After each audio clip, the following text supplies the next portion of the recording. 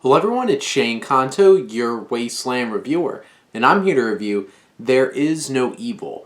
And this is a film from writer-director Mohammad Rasoulof, and this filmmaker is currently banned from making films and imprisoned in Iran. And somehow put this film together. And this film threads 4 stories together, focusing on moral strength and the death penalty. And these 4 different sections have different vibes. Some of them have really intense, borderline action-filled events.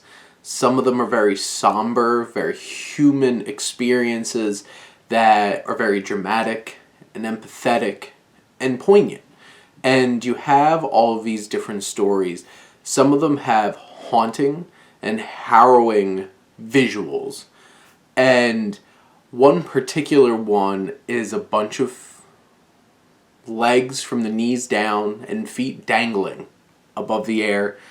One of them you can see expelling some liquid as it drips down their leg.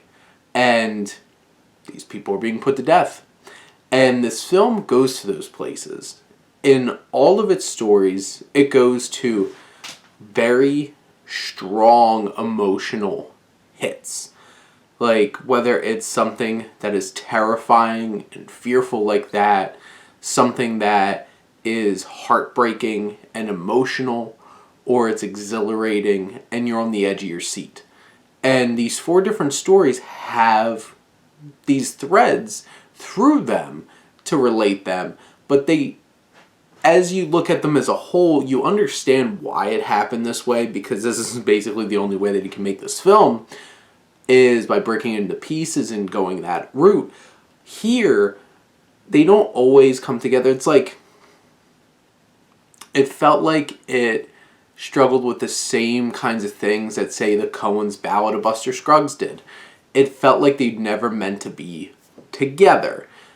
Obviously, I feel like this has a stronger thread. Obviously, Ballad of Buster Scruggs has a setting and a general genre. They're all westerns.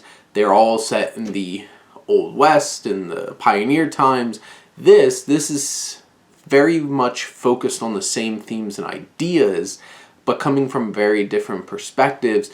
And you have a variety of different levels of actors, all of which do at least a fine job. Some of them are fantastic in this film.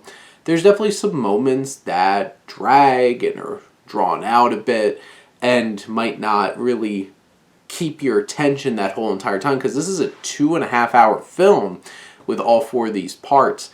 But honestly, I was pretty transfixed on it, and beyond just the direction and the acting, you have beautiful music from Amir Mulukpour and the cinematographer Ashken Ashkani, who, this is a beautiful film, really well put together.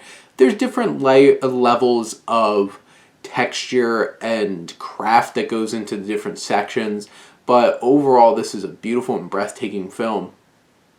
And in the end, this is extremely moving, it's very important, and very impressive. It might not be a perfect film, it might not be the best film out there, but this is something that hits on an emotional level, really delivers some important themes, and is a feat of defiance in itself, which can be looked at as emotionally and morally as important as the stories that are told in the film.